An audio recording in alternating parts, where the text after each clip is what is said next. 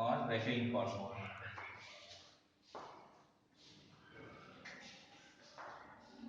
इसी कॉन्सेप्ट में क्वेश्चन था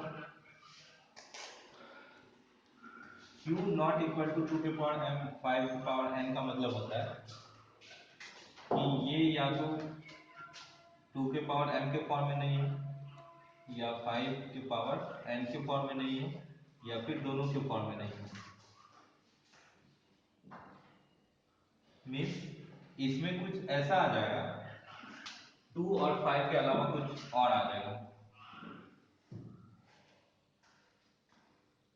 मीन्स जैसे 2 है 2 के पावर 4 5 के पावर 3 ये सब तो रहेगा ही, आपका कुछ एक्स्ट्रा आ जाएगा जैसे 3 आ गया या फिर 7 आ गया। तो 3 और 7 ये सब ऐसे नंबर्स हैं जिनको हम 2 और 5 के फॉर्म में नहीं लिख सकते। तो अगर q का फैक्टर ऐसे समझ लीजिए, अगर q का फैक्टर 2 और 5 को छोड़ के और कोई नंबर आ जाता है, सिर्फ 2 और 5 ही होना चाहिए, अगर उसका और कोई फैक्टर आ जाता है मीन्स 3 7 9 ऐसा, तो वो उसमें हम लोग बोल सकते हैं कि इसमें इसका एक्स्ट्रा फैक्टर आ गया है, तो वो रेशनल मीन्स उसको हम 2 और 5 के फॉर्म में नहीं लिख सकते। जैसे क्वेश्चन देखते हैं हम लोग,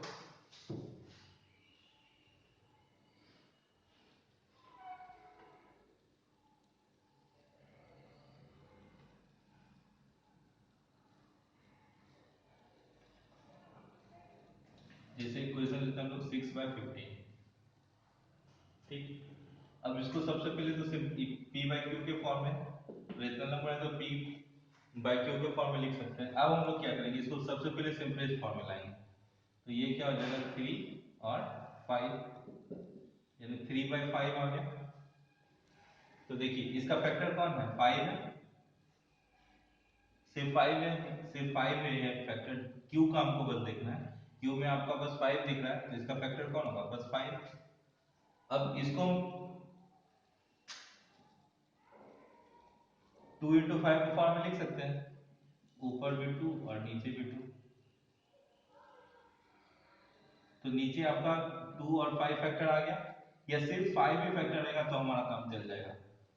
मीन्स अगर ऐसे भी रखते हैं हम लोग 3/5 भी रखते हैं तब भी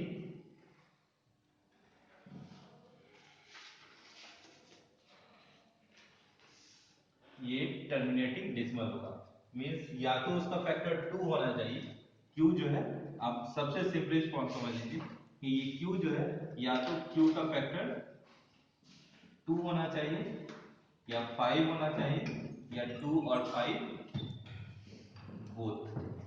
मीन्स सिर्फ 2 और 5 के फॉर्म में होना चाहिए, या तो 2 अकेले हो या फिर 5 अकेले हो तब भी काम चल जाएगा, या तो 2 और 5 के फॉर्म होना चाहिए, दोनों की पावर जो भी हो उससे कोई फर्क नहीं पड़ता।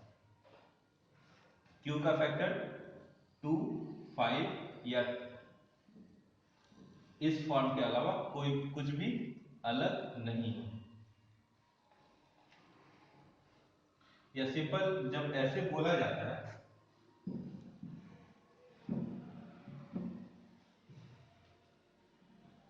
कि q का फैक्टर 2 के पावर m इंटू 5 के पावर n होता है, तो अगर ऐसा बोला जाता है q का फैक्टर बस यही हो 2 के पावर m और 5 के पावर n, इसका मतलब ये भी फैक्टर हो सकता है और ये भी फैक्टर हो सकता है, क्योंकि जैसे हम लोग लिखते हैं ऐसे 20 इक्वल टू 4/5, तो 4 भी 20 का फैक्टर होता है और 5 भी फैक्टर होता है, वैसे ही हम बोल सकते हैं। और 4 इंटू 5 इक्वल टू कितना होगा 20, तो 20 भी 20 का फैक्टर होता है, तो हम लोग वैसे ही बोल सकते हैं कि q का फैक्टर बस कौन होना चाहिए 2 की पावर n इंटू 5 की पावर n। इसी में बहुत स्टूडेंट कंफ्यूज करते हैं, q का फैक्टर क्या होना चाहिए 2 की पावर 5 2 के पावर m और 5 के पावर n, इसका मतलब ये भी फैक्टर हो सकता है और ये भी हो सकता है, कंबाइंड तो हम लोग बोल ही रहे हैं, इसके अलावा कुछ और नहीं आना चाहिए। तो जैसे ये वाला केस है 6 और 6/15 का, तो हम इसको लिख सकते हैं नीचे 5 15 को 5 इंटू 3, तो यहाँ देख रहे हैं कि 5 भी फैक्टर है और 3 भी फैक्टर है, लेकिन यहाँ 3 जो है ये 6 का भी फैक्टर है, तो ये दोनों तो कैंसिल हो जाएगा, इसलिए 3 यहाँ नहीं रहा, 2/5 आ गया।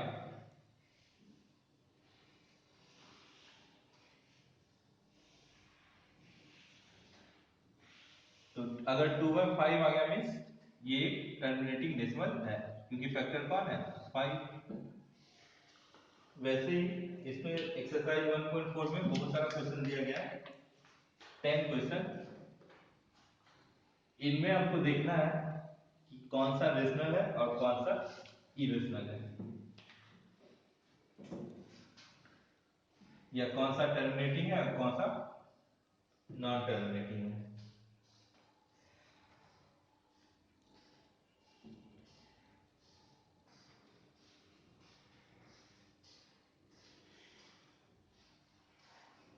जैसे देखिए क्वेश्चन नंबर थर्ड, 64/455।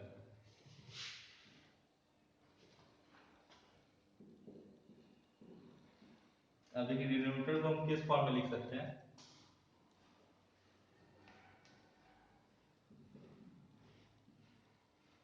91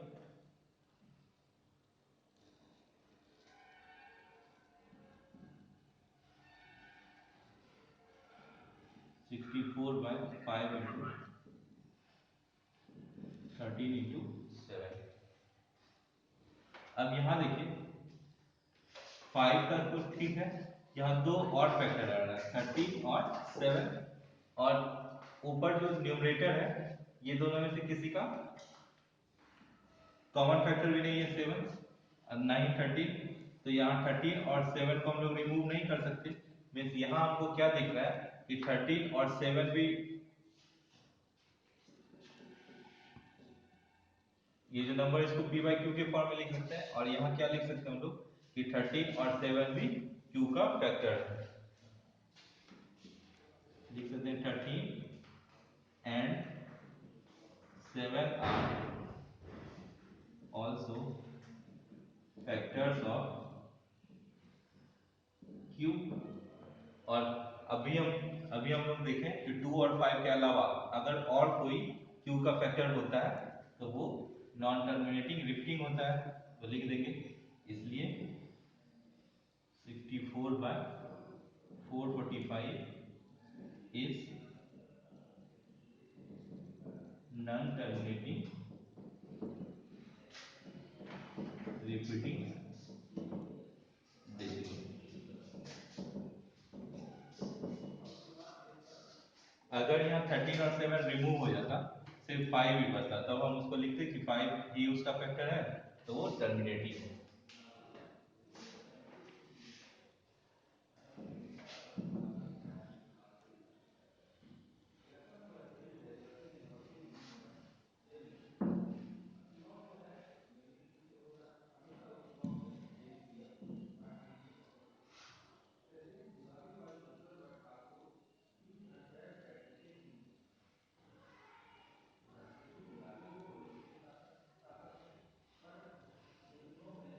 ऐसे ही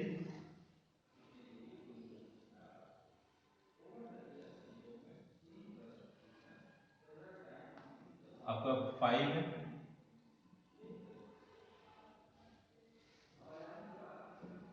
29/343, और देखिए 343 में 9 2 आ रहा है और 9 5 आ रहा है, दोनों में से कोई नहीं आएगा, मीन्स 2 और 5 कोई भी q का फैक्टर नहीं है, तो इसको हम 2 और 5 के फॉर्म में नहीं लिख सकते, तो लिखते हैं q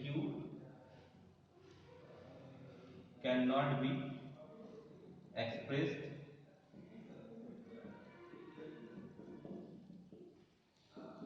in the form of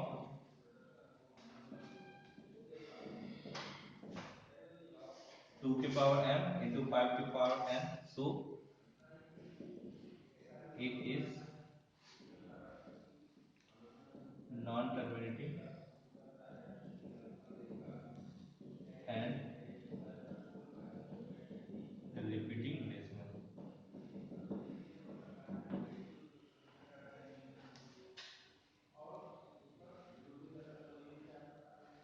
ऐसे ही कल किसी ने पूछा था क्वेश्चन नंबर 7,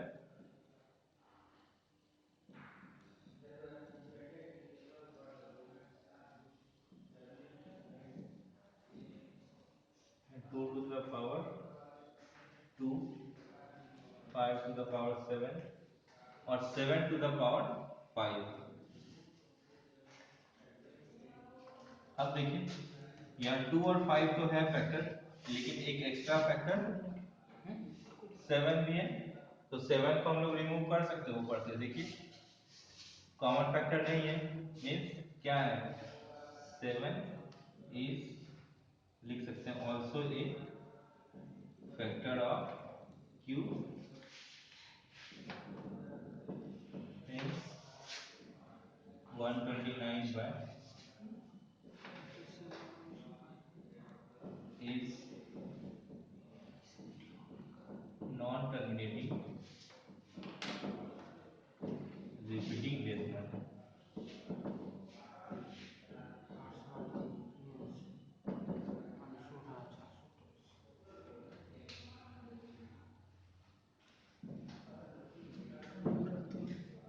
प्रिंस कुमार आप अपने वीडियो को ऑन कीजिए, नहीं तो यहाँ से एग्जिट कर दिया जाएगा। Prashant Kumar roll number 8 and Prince Kumar roll number 9। जब स्पष्ट बोला गया है कि वीडियो को ऑफ नहीं रखना है, वॉलपेपर लगा के छोड़ देने से नहीं होगा।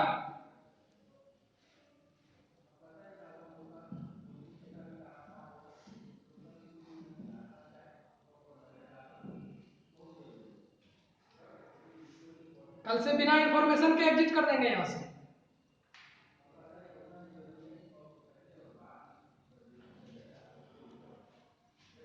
अब देखिए इसी का इसका क्वेश्चन नंबर 10 तक तो हो जाएगा।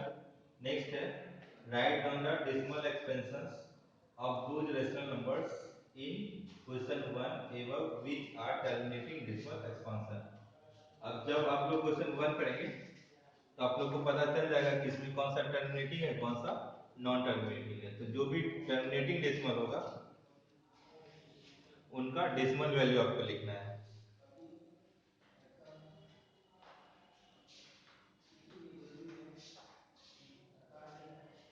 तो वो आप डिवाइड करके आराम से वो वैल्यू लिख सकते हैं। सिंपल डिवीजन करके उसका डेसिमल वैल्यू निकाल लेना है।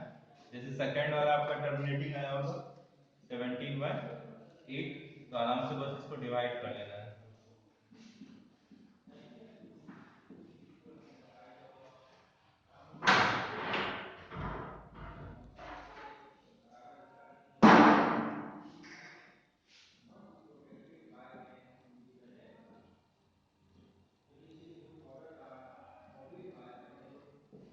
टू पॉइंट 125, बस यही आपको करना है। क्वेश्चन नंबर 2 भी आपका हो गया।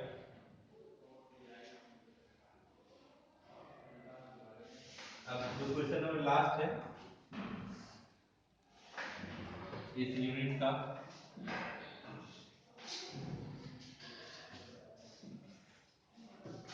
वो है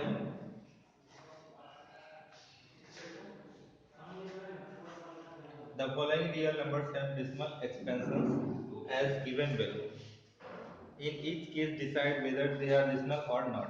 आपको देख के पता करना है कि कौन सा रेशनल है और कौन सा रेशनल नहीं है। तो आप लोग फर्स्ट जो देखेंगे उसमें आपको दिख रहा है टर्मिनेटिंग डेसिमल है, मींस रेशनल नंबर होगा। जो सेकंड है इसमें देखिए कोई भी रिपीट नहीं हो रहा है, लास्ट में डॉट डॉट डॉट लगा हुआ है, मींस कंटीन्यूअस नॉन टर्मिनेटिंग है, और नॉन टर्मिनेटिंग के साथ रिपीट भी नहीं हो रहा है। पहला है 1201, फिर 120, फिर 1200, फिर 12000। इसमें कुछ भी रिपीट नहीं हो रहा है, तो ये नॉन टर्मिनेटिंग नॉन रिपीटिंग हो जाएगा, मींस इरेशनल है।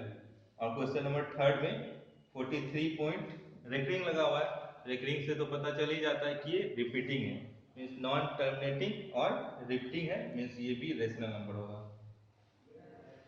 अब नेक्स्ट क्वेश्चन बोल रहा है if they are rational and of the form p by q, what can you say about the prime factors of q।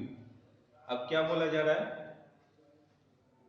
कि if they are rational, तो rational बस 1 है और थर्ड है।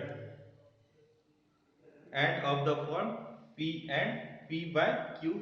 तो अगर रेशनल है तो इसको P बाय Q के फॉर्म में तो लिख ही सकते हैं। अब बोल रहा है तो अब आप Q के प्राइम फैक्टर्स के बारे में क्या बोल सकते हैं। तो आपका दोनों केस है। जो फर्स्ट केस है टर्मिनेटिंग है, तो टर्मिनेटिंग में प्राइम फैक्टर कौन होता है 2 and 5।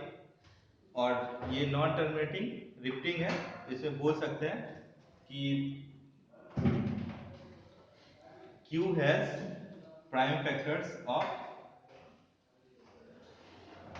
Q has prime factors which are other than 2 and 5।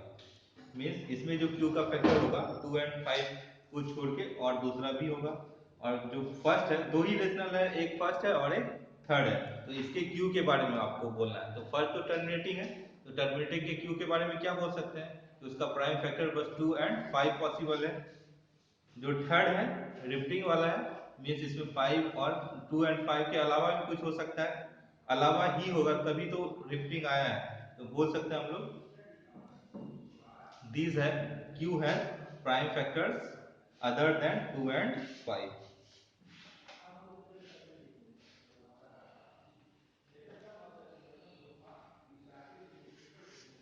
तो आपका फर्स्ट यूनिट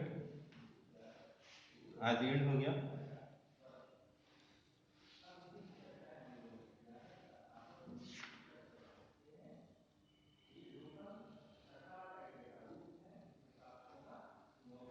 अब एक बार आप लोग पूरा यूनिट रिवाइज करेंगे, फिर आपका यूनिट टेस्ट होगा।